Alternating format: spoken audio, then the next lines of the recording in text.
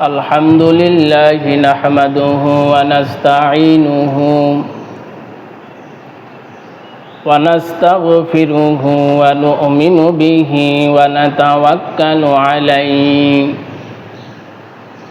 ونعوذ بالله من شرور أنفسنا ومن سيئات أعمالنا من يهده الله فهو المهتد ومن يضلل فلن تجد له وليا مرشدا أما بعد فأعوذ بالله من الشيطان الرجيم بسم الله الرحمن الرحيم ابتلى إبراهيم ربه بكلمات فأتمهن قال إني جاعلك للناس إماما قال ومن ذريتي قال لا ينال عهد الظالمين وقال النبي صلى الله عليه وسلم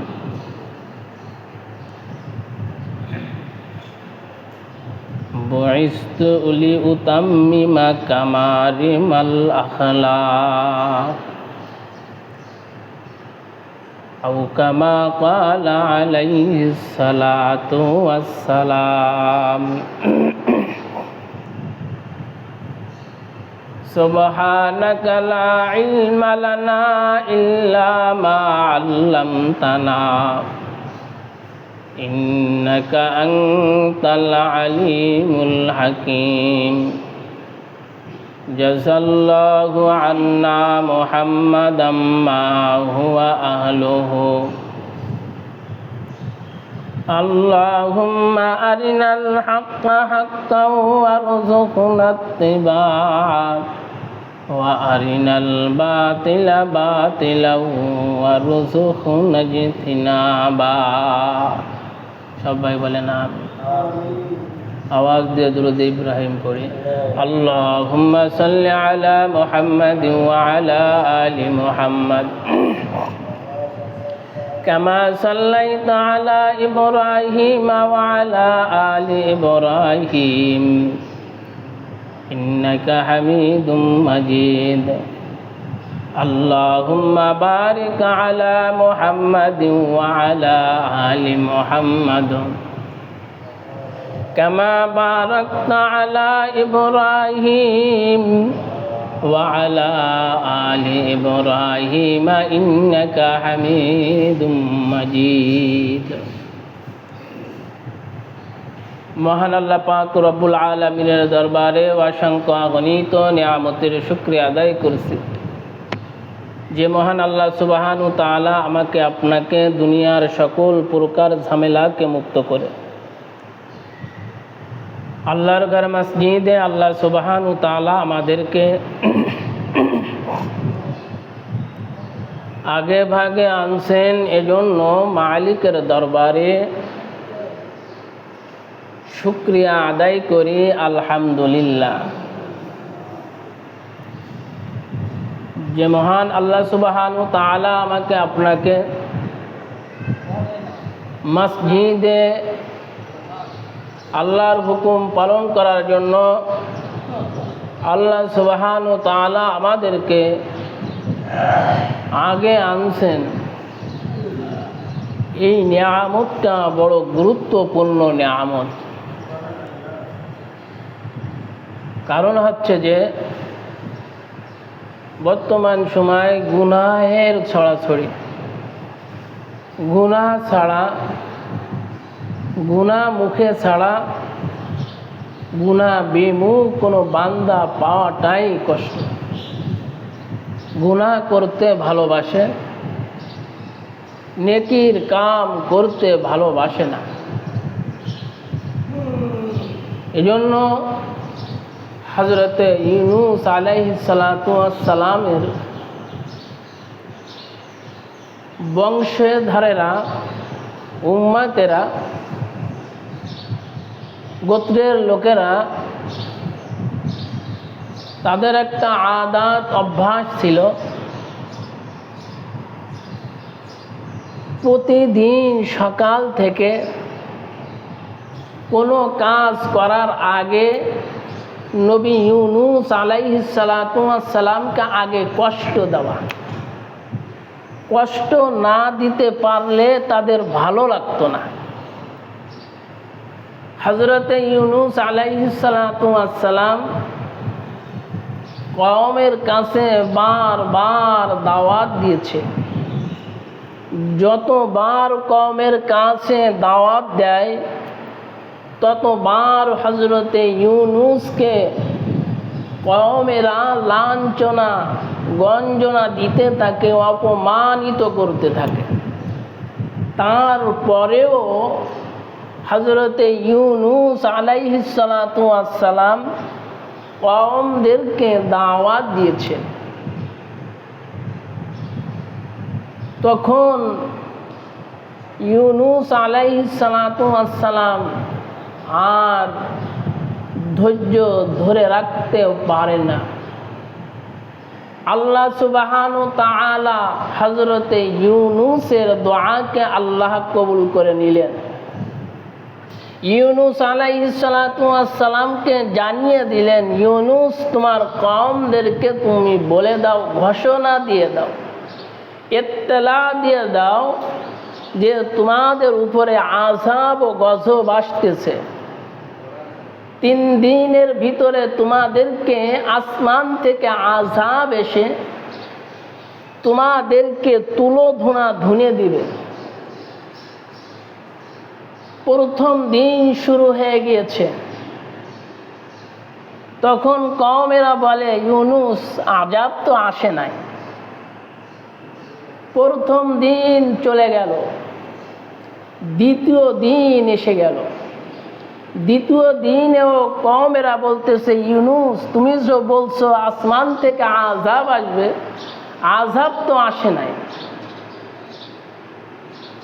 ইউনূস আলাইহিস সালাতু ওয়াস সালাম বলতেছেন, তোমরা অপেক্ষা করো, আসমান থেকে আল্লাহ ওয়াদা করছে, ঘোষণা দিয়েছে, তোমরা সীমালঙ্ঘন করেছো, আসমান থেকে বালা এসে তোমাদেরকে গ্রাস করে ফেলবে।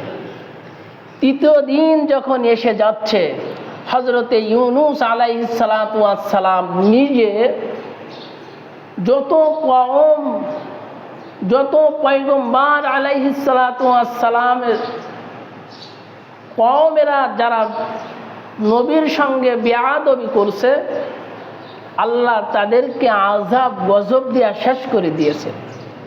যে এলাকায় আযাব হয়েছে ওই এলাকায় সেই পয়গম্বরকে রাখে নাই, অন্য জায়গায় স্থানান্তরিত করছে। ইউনূস আলাইহিস সালাতু ওয়াস সালাম চিন্তা করলেন, ইস্তেহাদ করলেন, যেহেতু আযাব তো আসবেই, এখন এই রাতেই আমার এই এলাকা থেকে ত্যাগ করতে হবে। আল্লাহ এখনো হুকুম দেয় নাই।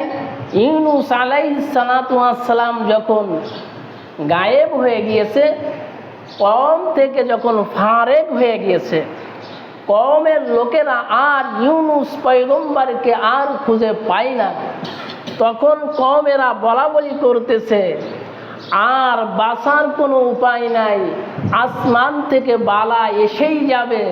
যেহেতু হযরত ইউনূসকে আমরা এত কষ্ট দিয়েছি, এত লাঞ্ছনা গঞ্জনা দিয়েছি, তারপরও সে এলাকা ছেড়ে কোথাও যায় নাই। যেহেতু চলে গিয়েছে, সেহেতু আল্লাহর গজব আমার আপনার সন্নিকটে, আর বাঁচার কোনো উপায় নাই। সবাই দলবদ্ধ হইয়া তারা কি করলো, তওবা করে তারা ঈমান আনায়ন করে আল্লাহ পাক রব্বুল আলামিনের কাছে দোয়া করলেন, আল্লাহ যত অন্যায় করেছি, অপরাধ করেছি, আল্লাহ তুমি আমাদেরকে ক্ষমা করে দাও। এক আল্লাহর উপরে, তোমার উপরে আমি ঈমান আনায়ন করলাম।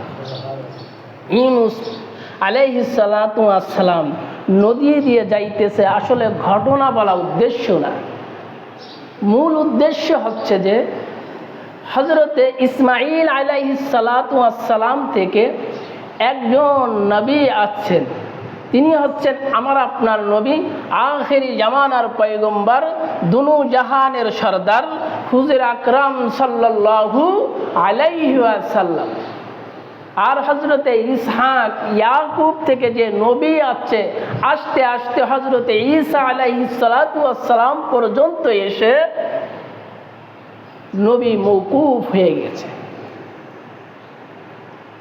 দেখেন, আমরা হচ্ছে ইসমাঈল আলাইহিস সালাতু ওয়াস সালাম থেকে আছে হযরতে ইব্রাহিম আলাইহিস সালাতু ওয়াস সালামের দুই সন্তান, একজন হচ্ছে ইসমাঈল আর একজন হচ্ছে ইসহাক আলাইহিস সালাতু ওয়াস সালাম। হযরতে ইব্রাহিম আলাইহিস সালাতু ওয়াস সালামের উপরে আল্লাহ কত পরীক্ষা নিয়েছেন। হাদিসে পাকের ভিতরে আছে, বুখারীর riwayate এসেছে, আল্লাহ রাসূল সাল্লাল্লাহু আলাইহি ওয়াসাল্লাম বলছেন, সর্বপ্রথমে পরীক্ষা নেয় আম্বিয়া আলাইহিস সালাতু ওয়াস সালামের উপরে, এরপরে পরীক্ষা নেয় সিদ্দিকদের উপরে, এরপরে পরীক্ষা নেয় শাহাদাতের উপরে, এরপরে পরীক্ষা নেওয়া হয় সালেহিনদের উপরে, এরপরে পরীক্ষা নেওয়া হয় ইমানদার মুত্তাকি পরহেজগারদের উপরে। আল্লাহ সুবহানাহু ওয়া তাআলা পরীক্ষা নেয়। হযরতে ইব্রাহিম আলাইহিস সালাতু ওয়াস সালাম আল্লাহকে বলতেছে, আল্লাহ তুমি যে মৃত্যুকে জিন্দা করো, কেমন হতে পারে? মৃত্যু আবার জিন্দা কেমনে বানাইতে পারো? আল্লাহ পাক রব্বুল আলামিন বলছেন, খলিল, ও খলিল, তুমি তো আমার দোস্ত, আমার বন্ধু। খলিল, তুমি কি প্রশ্ন করলা? তুমি না নবী? তারপরেও আল্লাহ তুমি আমাকে একটু দেখাও, দেখলে চোখ জোড়ায়া যাবে। তখন আল্লাহ হুকুম দিলেন, চারটে পাখিকে একত্রিত করে জবাই করো, তার অঙ্গ প্রত্যঙ্গ তুমি ছাড়ায় ফেলো, কুটে কাটে এক জায়গায় রেখো, পাহাড়ের চূড়ায় রেখে এসো, পাহাড়ের চূড়ায় রেখে তুমি আমার কাছে এসে তুমি ডাক দাও, দূরে এসে ডাক দাও। এই পাখি বলে যখন তুমি সম্বোধন করবা, এই চারটে পাখি যার যেখানে ছিল অঙ্গ প্রত্যঙ্গ ছিল, সেটাকে আল্লাহ সুবহানাহু ওয়া তাআলার হুকুমে হযরতে ইব্রাহিম আলাইহিস সালাতু ওয়াস সালাম আলাদা আলাদা করে পাহাড়ে রেখে আসলেন। আল্লাহর নবী হযরতে ইব্রাহিম আলাইহিস সালাতু ওয়াস সালাম পাহাড়ের দিকে লক্ষ্য করে ওই পাখিকে লক্ষ্য করে ডাক দিলেন, যেটা যেরকম পাখি যথাস্থানে ফুল এভরিথিং কমপ্লিট হইয়া হযরতে ইব্রাহিম আলাইহিস সালাতু ওয়াস সালামের কাছে চলে আসলেন। যেরকম সুবহানাল্লাহ। দেখেন, ইব্রাহিম আলাইহিস সালাতু ওয়াস সালামের চোখ শীতল হলো, পথটা ঠিক হয়ে গেল। ইব্রাহিম আলাইহিস সালাতু ওয়াস সালামের সূরা বাকারার মধ্যে 40টা পরীক্ষার কথা এসেছে। হযরতে ইব্রাহিম আলাইহিস সালাতু ওয়াস সালামকে সর্বপ্রথমে আগুনে ফেলানোর পরীক্ষা দেওয়া হয়েছে, আগুনে ফেলতে হবে। নমরুদ তাকে হযরতে ইব্রাহিম আলাইহিস সালাতু ওয়াস সালামকে আগুনে ফেললেন। যে চড়ক গাছ বানাইলেন, যে আগুন প্রজ্বলিত আগুন বানাইলেন, মুফাসসিরিন কিরামরা বলেন এই আগুনের তেজ এত, দূর থেকে যে পাখি যদি উড়ে যেত পাখিটা আগুনের হাওয়ায়, বাতাসে, গরম হাওয়ায় ওইটা ভস্ম হয়ে আগুনের ভিতরে এসে পড়ে যেত। হযরত ইব্রাহিম আলাইহিস সালাতু ওয়াস সালামকে আমার আল্লাহ পরীক্ষা করলেন। সেই পরীক্ষায় হযরত ইব্রাহিম আলাইহিস সালাতু ওয়াস সালাম অ্যাটেন্ড করলেন।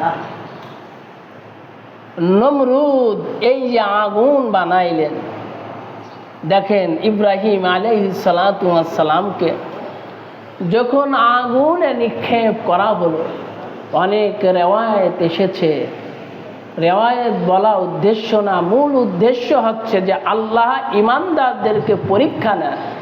আম্বিয়া আলাইহিস সালাতু ওয়াস সালামদেরকে আল্লাহ সুবহানাহু ওয়া তাআলা পরীক্ষা নেয়।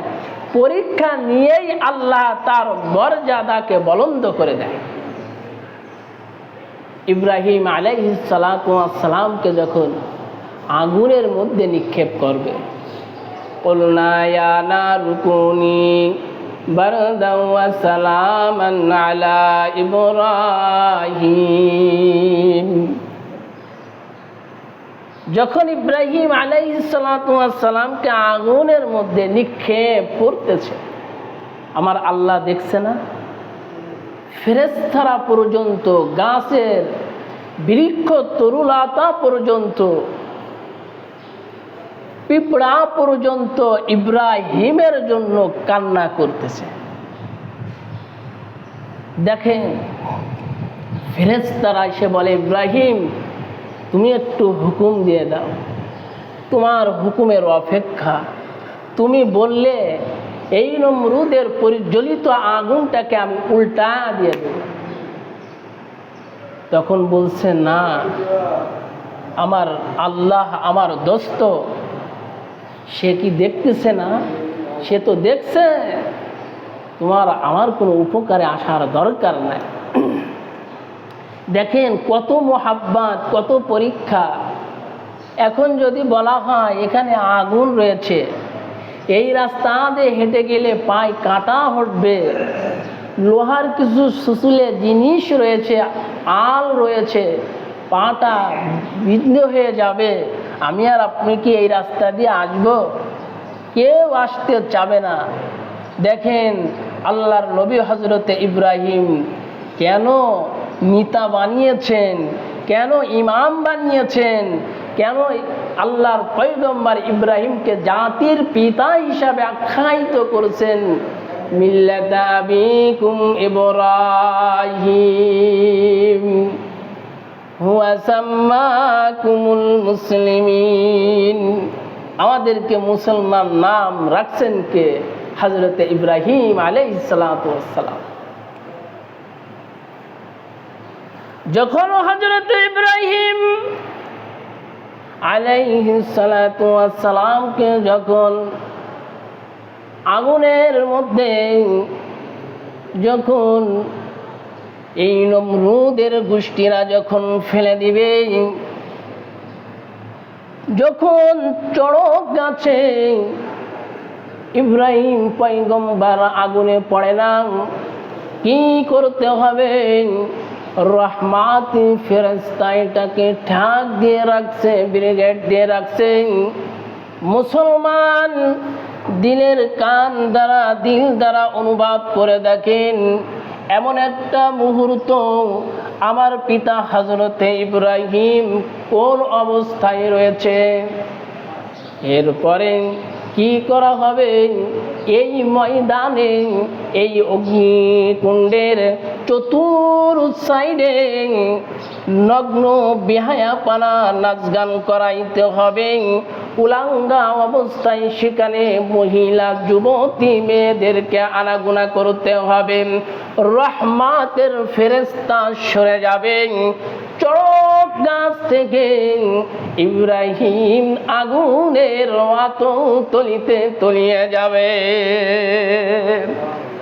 ফিলান প্রোগ্রাম সব ঠিক হয়ে গেছে।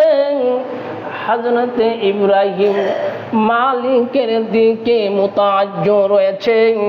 দেখেন যার সম্পর্ক মালিকের সঙ্গে, পরীক্ষা দিয়েছেন, পরীক্ষায় উন্নতি হয়েছে, উত্তীর্ণ হওয়ার কারণে আল্লাহর পয়গম্বর হযরতে ইব্রাহিমকে খলিল উপাধি দিয়েছেন।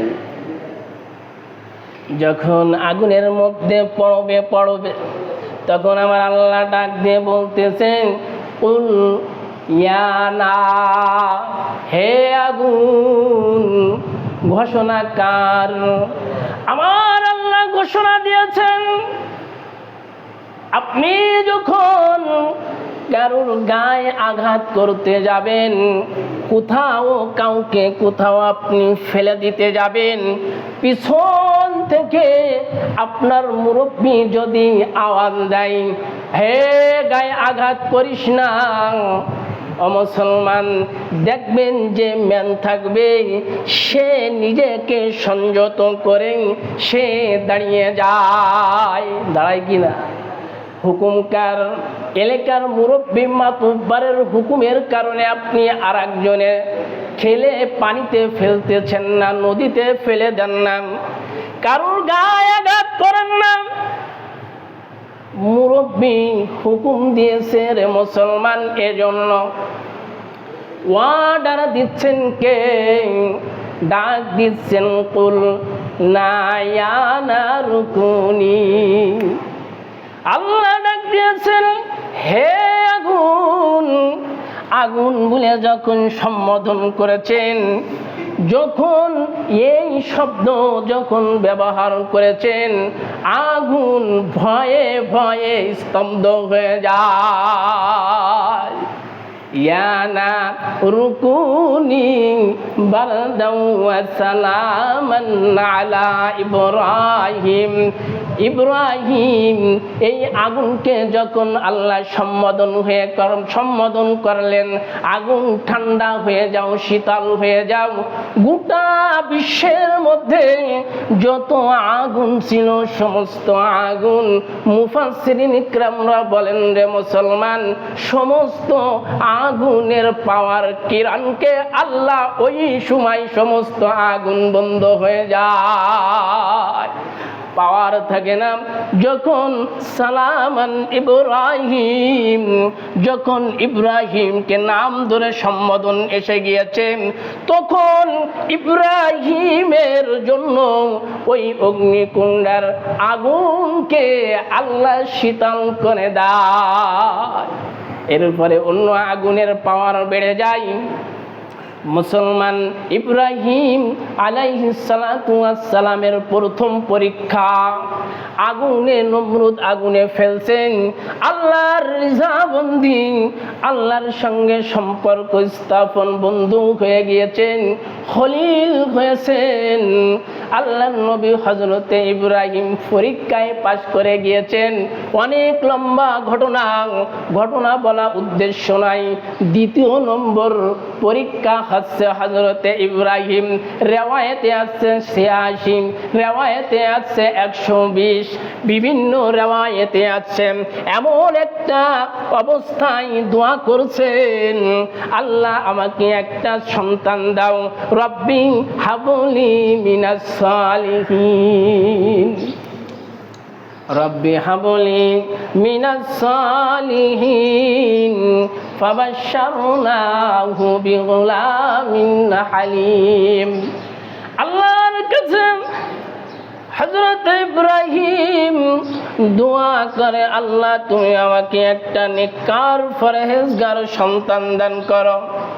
দোয়া করছেন ইব্রাহিম, আমাদেরকে শিক্ষা দেয়, তোমরাও দোয়া করবা, আমি আল্লাহর কাছে দোয়া করবা, নেক সন্তানের জন্য আমার কাছে দোয়া করবা। বিবি হাজেরা, রেওয়ায়েতে আছে ৯৯ বছর, বিভিন্ন রেওয়ায়েতে আছেন, ধরে নেন যে বয়সে উপনীত হয়েছেন, বাচ্চা হওয়ার মতন সেই শক্তি হারিয়ে ফেলছেন। ইব্রাহিম দোয়া করছেন, আল্লাহ কবুল করেছেন, ইব্রাহিম দোয়া কবুল করেছেন। হযরতে ইসমাইল গর্ভে আছেন, ভূমিষ্ঠ হলো। ইসমাইলের পরবর্তীতে এসে হযরতে ইসহাক আলাইহিস সালাতু ওয়াস সালাম জন্মগ্রহণ করলেন। রে মুসলমান, আলোচনা ওদিকে নয়। আল্লাহর নবী হযরতে ইব্রাহিমের পরীক্ষা, যারা মাহবুব বান্দা হয়, যারা নিকটতম বান্দা হয়, আল্লাহর পছন্দনীয় বান্দা হয়, আল্লাহর পয়গম্বর বলেছেন আল্লাহ তাদেরকে পরীক্ষা দিয়া দিয়া খাঁটি বানাইয়া তার মাহবুব বান্দাদের খাতায় তার নামটা উঠায়া যায়। ও মুসলমান, ইসমাইল আলাইহিস সালাতু ওয়াস সালাম আস্তে আস্তে বড় হতে লাগলো। আমার আল্লাহ বলতেছেন আরো পরীক্ষা সামনে শুরু হয়ে গেল। আল্লাহ পাক রব্বুল আলামিন হযরতে আমাদের নবী আখেরি জামানার পয়গম্বর, দুনু জাহানের সরদার হাবিবে কিবরিয়া মুহাম্মদুর রাসূলুল্লাহ সাল্লাল্লাহু আলাইহি ওয়াসাল্লামকে স্মরণ করায়া দেয়। ওয়া ইয ইবতালা ইব্রাহিম রাব্বুহু বিকালিমাতিন ফাআতাম্মাহুন্না ক্বালা ইন্নী জা'iলুকা লিন-নাসি ইমামা। হযরত ইব্রাহিম আলাইহিস সালাতু ওয়াস সালামকে বলছেন, ইব্রাহিম আল্লাহ ডাক দিয়ে বলতেছেন, স্মরণ করে আল্লাহর পয়গম্বর আপনার পিতা হযরত ইব্রাহিম আলাইহিস সালাতু ওয়াস সালামকে আমি ইমামতে অর্থাৎ নেতা বানিয়ে দিয়েছি। ওই দিকে লক্ষ্য করেন, যখন আল্লাহর হুকুম আসলো, তাফসীরে ইবনে কাসিরের মধ্যে এসেছেন, মুফাসসিরিন কিরামরা বলেন হযরতে ইব্রাহিম আলাইহিস সালাতু ওয়াস সালামকে আল্লাহ হুকুম দিয়া দিল, যাও খানায়ে কাবাকে তুমি পরিদর্শন করো, নিরামত করো, খানায়ে কাবাকে তুমি ঠিক করো। খানায়ে কাবা ইমাম হতে গেলে আগে সর্বপ্রথম 5টা কাজ করতে হবে। এরপরে কেমনে করব আল্লাহ পাক রব্বুল আলামিন হযরতে ইব্রাহিমকে জানিয়ে দিলেন, সর্বপ্রথমে তোমার রাজমিস্ত্রির কাজ করতে হবে, দ্বিতীয় নম্বর তোমার জুগাইলের কাজ করতে হবে, তৃতীয় নম্বর তোমার মসজিদকে তোমার পরিষ্কার করতে হবে, চতুর্থ নম্বর এটা তোমার কি করতে হবে, আজান দিতে হবে।